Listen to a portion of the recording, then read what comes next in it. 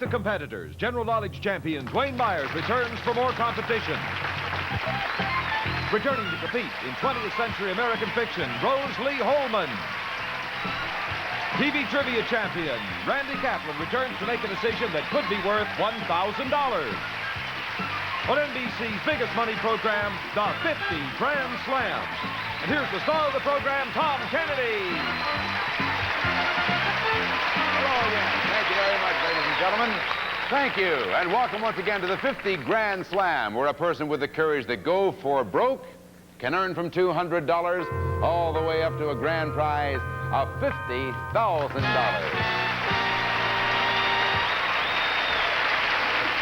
Hello again. We thank you for joining us on this final day of 1976, and our very first event on this final day of 76 is a competition not between experts with specialized knowledge, but rather in general knowledge.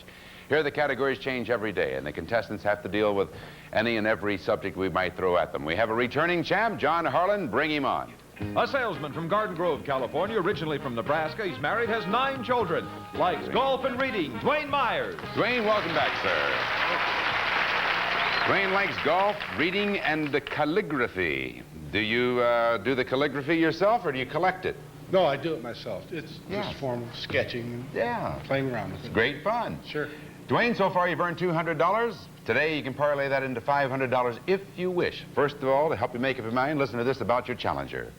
An education consultant from Santa Monica, originally from Jersey City. She's married, the mother of 2. She has 2 degrees in fine arts and enjoys painting, reading, traveling, and cooking. Uh-huh. Dwayne, what do you think? We'll try it. All right, bring on the challenger, please. Here's Terry Hoffman. Hello there, Terry. Good to see you, Terry Hoffman. Yes, from Santa Monica, and Terry has 2 children, and this is Dwayne. Hi. Dwayne Myers, that is. And are you all right? I'm all together now. Oh, that's good. Okay. We're going to celebrate New Year's a little early this year. Okay, good. You come on back, folks, and we'll have a little go at it in general knowledge right after these words. Yahoo!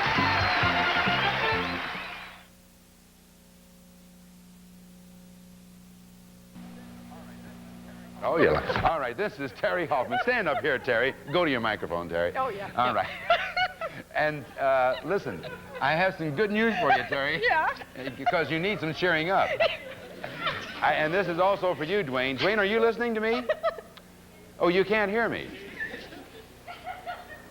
You can hear me? All right. I have good news for you and also for Terry. Since this is our last program here on 50 Grand Slam, whatever you win today is yours to keep. And I just wanted you to both know that. And now, as you can see, Dwayne is in the booth. He'll be going for $500 in a moment. Right now, sound off, please.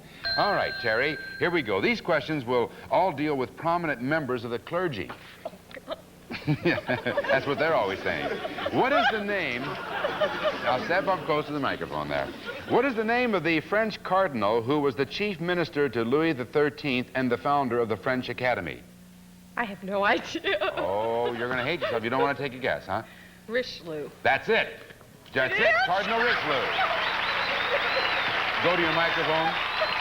Cardinal Richelieu is correct. All right. The only cardinal I know. Well, this prominent evangelist is the founder of a university in Tulsa, Oklahoma, and also hosts a syndicated television show. Name him. You have 5 seconds. Billy Graham? No, that's Oral Roberts. Oh, Oral Roberts. Yes. Okay. All right, next. This popular minister is the author of the book, The Power of Positive Thinking. What is his name? Norman Vincent Peale. That's right, yes. So now you have 2 out of 3, and you have 1 more to go. This is your final question. This priest founded Boys Town in 1917. Who is he? You have 5 seconds. I don't know. You don't.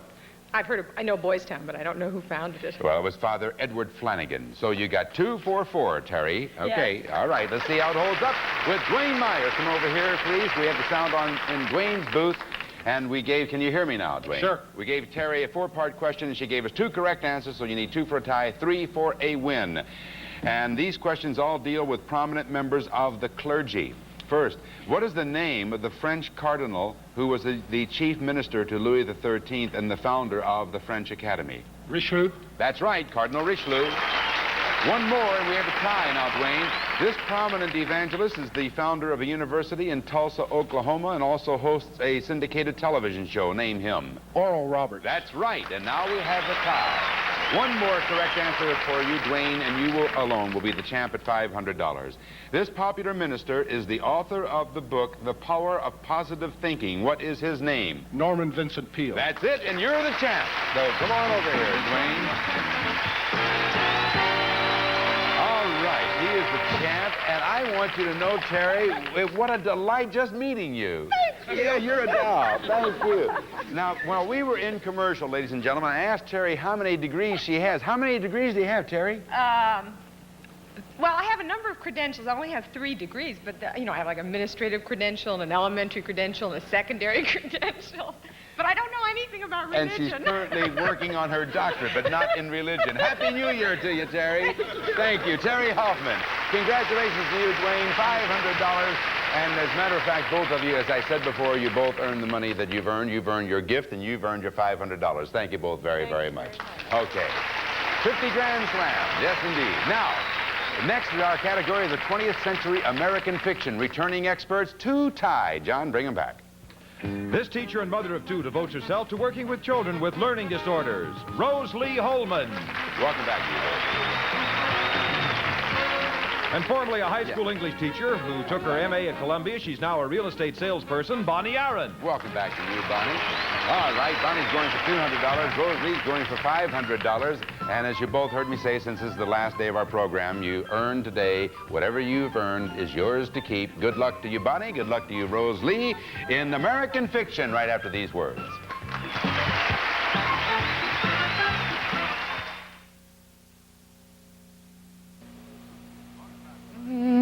Welcome back to our expert competition in the category of 20th century American fiction. Our current champ, Rose Lee Holman, is in the booth in a moment, going for $500 right now. Sound off, please, in her booth. All right, Bonnie Aaron. Although written by Americans, not all American novels are set in or deal with purely American settings. The following questions are about novels in which the Orient plays a significant role. First, what is the title of the 1975 James Clavell bestseller set in Japan in the 1500s? Shogun. That's it, Shogun, yes. There's the first one. Next, a novel, The Ugly American, pointed up some United States diplomatic blunders in the Orient. Who are the authors? 5 seconds. Vance Packard. I was wrong. I know. I can't think of it. Yeah, it's Sorry. William Lederer and Eugene Burdick. We would have accepted, of course, Lederer and Burdick. All right, here's your final question. Who is the author of A Single Pebble, a novel about a young engineer's travels on a junk up the Yangtze River? You have 5 seconds. John Hersey. That's it. Yes, you did it. You pulled it to the fore, and that gives you 2 out of 3. Well done. All right, let's go over now to Rose Lee Holman and see how we do. Could we have the sound on, please, in Rose Lee? All right, Rose Lee, can you hear me? Yes, I can. All right, we gave Bonnie a 3-part question. She gave us 2 correct answers, so you need 2 for a tie, 3 for a definite win. Although written by Americans, not all American novels are set in or deal with purely American settings. The following questions are about novels in which the Orient plays a significant role. First, what is the title of the 1975 James Clavell bestseller set in Japan in the 1500s? Shogun. Yes, that's it. 1 more, and you have a tie. A novel, The Ugly American, pointed up some United States diplomatic blunders in the Orient. Who are the authors? You have 5 seconds. Burdick. Time. You had half of it. And Lederer. William Lederer and Eugene Burdick. You need this final one for a tie. Who is the author of A Single Pebble, a novel about a young engineer's travels on a junk up the Yangtze River? You have 5 seconds. I don't know that one. Oh, you don't? I'm sorry. It's John Hersey. That's a new champ, and Bonnie Aaron. Yes, indeed. Rose Lee, come on over here. Oh, I'm sorry you couldn't come up with that last one. And on the second one, you had half of it. You had Burdick and couldn't come up with Lederer, and I'm very sorry about that, but I was very, very happy to meet you. Well, thank you. And thank you very much for playing 50 Grand Slams. Thank you, Rose Lee Holman. Happy New Year to you. Thank you. And Bonnie, congratulations to you. You have $200 and Happy New Year to you. Same to you. Thank you very much. Thank you both. And my friends, on this program, whether you win or lose, no one leaves here empty-handed. Right, John? Some of today's contestants will receive a Western Auto gift certificate for a 9-inch portable color TV redeemable at one of their 4,800 stores furnished by Western Auto. A General Electric Super Blow Hair Care Center. It's a pistol dryer, it's a comb, it's a brush, it's a blast, it's Super Blow. Bissell Sweep Easy, new compact carpet sweeper, lightweight, only 2 3/4 pounds. New removable dustpan, adjustable surface selector, furnished by Bissell. Sundial by Armstrong, the colorful no-wax floor you can install yourself. Striking patterns, beautiful color, Sundial, a no-wax floor by Armstrong. Back to you, Tom. Boy, they got new removable dustpans. That's good, John. General knowledge coming up next. We have returning champ. Would you bring him back, John? A salesman from Garden Grove, originally from Nebraska. He's married, has 9 children. It's Dwayne Myers. Welcome back, Dwayne.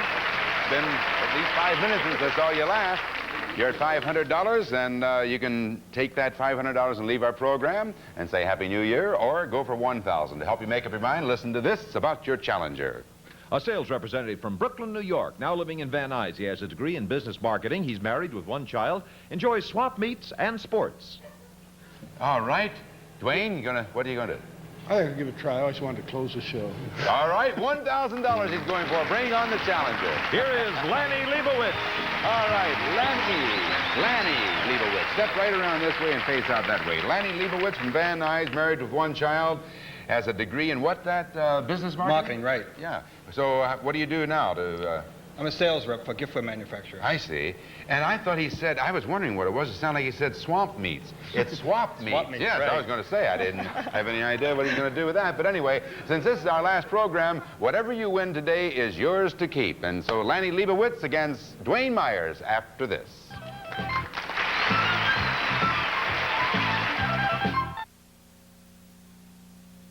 To our competition in the category... Welcome back to our competition in the category of general knowledge. Our current champ, Dwayne Myers, in the booth. In a moment, we'll be going for $1,000 right now. Sound off in his booth. Okay, Lanny Leibovitz. Today's questions all have something to do with flowers. First, the symbolic representation of an iris is the national emblem of France. What is this symbol called? You have 5 seconds. Symbol called. It's the fleur-de-lis. Oh. Yes. Second, what flower is in the title of the 1922 Ann Nichols comic play, later a novel, radio program, and movie, about the marriage of a Jewish boy and an Irish Catholic girl? Abe's Irish Rose. That's right. Rose, of course, was the flower. That's good. So that's 1 for 2. Here's the third question. This small, colorful flower bears the same name as Porky Pig's cartoon girlfriend. What is it called? Petunia. Yeah, that's it. Petunia. All right. 2 for 3. Fourth and final question now. In the 1957 Marty Robbins hit, what flower is paired with, quote, a white sport coat, unquote? A pink carnation. Yes, sir. You did it, Lanny. That's 3 for 4. Very good. All right, let's go over now to Dwayne Myers. Sound on, please, in Dwayne's booth. Well, Dwayne, we gave Lanny a 4-parter. Gave us 3 correct answers. Yeah. Expected 4 the way you... Oh, did you? Well, over here. 3. Okay, so 3 will tie and give you the $1,000. And 4, of course, will make you the sole champ. Today, these questions all have something to do with flowers. First, the symbolic representation of an iris is the national emblem of France. What is this symbol called? The fleur-de-lis. Yes, sir. There's one of them right there. 2 more to go for $1,000. What flower is in the title of the 1922 Ann Nichols comic play, later a novel, radio program, and movie, about the marriage of a Jewish boy and an Irish Catholic girl? Yep. It's Abe's Irish Rose. That's it. Rose is the answer. 2 for 2. 1 more and you've got a tie. This small, colorful flower bears the same name as Porky Pig's cartoon girlfriend. What is it called? Petunia. Yes, sir. There's a tie. 1 more, and you alone will be the champ at $1,000. In the 1957 Marty Robbins hit, what flower is paired with, quote, a white sport coat, unquote? You have 5 seconds. Sounds like I'm going to name that tune. I can't...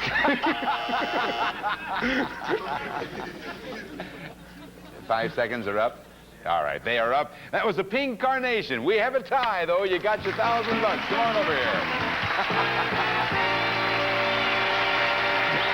I can name that flower in 4 notes. I did too.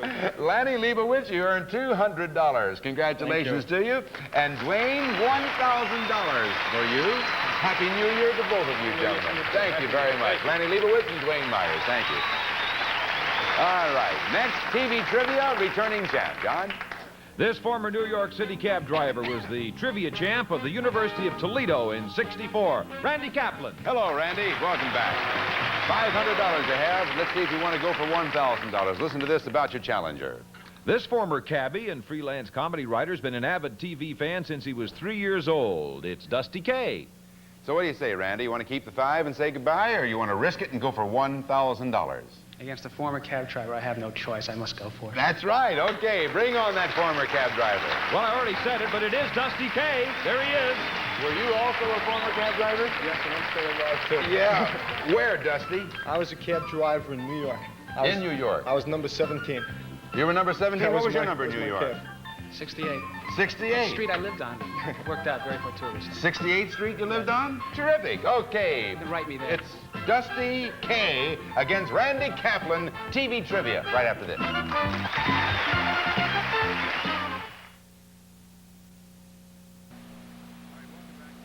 All right, welcome back to our expert competition in the category of TV trivia. And gentlemen, as I mentioned earlier, since this is the last program in our series of 50 Grand Slam, whatever you win today is yours to keep. We're going to start the meters on both of you now. 2 ex-cab drivers, Dusty Kay here, and our current champ, Randy Kaplan, in the booth, who will be going for $1,000 in a moment or two. Right now, sound off, please, in Randy's booth. There we go. All right. And now, Dusty, the subject of today's 3 questions is an offbeat Western series about an anti-hero who was slow on the draw and rarely rode a horse. First, the series starred James Garner. What was the first name of the character which Garner played? The first name. Brett. That's it. Brett Maverick. Yes, sir. So there's 1 out of 3. Next, who was the actor who played Brett Maverick's brother Bart? The actor? The actor. Jack Kelly. That's right. Yes, indeed. 2 for 2. And finally, on several episodes of Maverick, James Garner also appeared in the role of another member of the Maverick family. What relative did he portray? His father. That's it. Dusty, 3 for 3. Pretty hard to beat. Okay. Now let's go over here to Randy Kaplan. Do we have the sound on in Randy's booth? Hey, Randy, we gave Dusty 3-part question, gave us 3 correct answers. Terrific. What'd you say? Terrific. Yes, terrific. All right, here we go.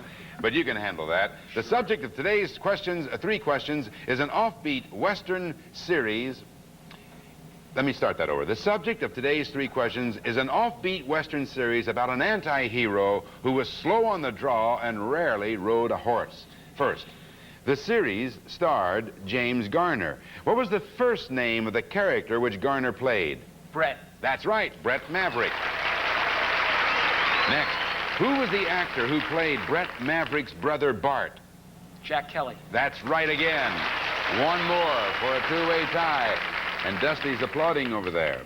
On several episodes of Maverick, James Garner also appeared in the role of another member of the Maverick family. What relative did he portray?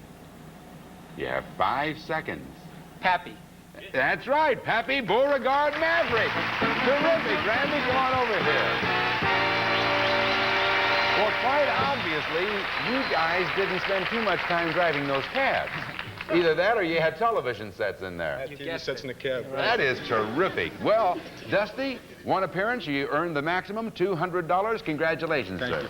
And as for you, Randy, $1,000 for you, and a Happy New Year to both of you. Dusty Kay and Randy Kaplan. Thank you both very much, gentlemen.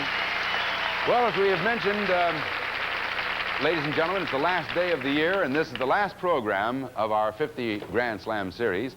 And looking back, we've had some exciting times and met some extraordinary people. Stanley Green and Wayne Bryan in the American Musical Theater category. Jonathan Kolke in American Political History. Bible expert Richard McNeely. And Shakespeare expert Louis Siegel. Each of them a $50,000 winner and each a champ. In fact, competitors on this program have won a total, now get this, of more than $385,000 in cash and prizes. So, I think that's a very nice way to close out the program and the year. And I personally want to thank everybody connected with 50 Grand Slam, everyone with the Ralph Andrews Production Company, the entire staff, sensational crew, and to you folks who were nice enough to support us, and for all of your letters of both praise and criticism. Without it, it wouldn't have been a happy, healthy animal, which indeed it was. Very proud to have been a part of it. That's it for this year. Happy New Year to all of you. See you Monday on Name That Tune. Happy New Year from all of us to all of you. Bye-bye. Some of our contestants will receive a supply of Party Time cocktail mixes, 8 delicious flavors made with freeze-dried natural fruit juices for a great drink every time Party Time. Flamel, the only sugarless bubble gum in chunks kids like best, gives you ounce for ounce 26% more for your money than other leading sugarless bubble gums. 1 case of Sue Bee's Fun Cream Honey, the spreadable pure honey in the reusable plastic table server. Sue Bee's Fun Cream Honey, the delicious pure honey spread. Taylor, New York State Premium Champagne, dry champagne, brut champagne, pink champagne, sparkling burgundy, and cold duck. One for most every taste and occasion, furnished by Taylor Wine Company.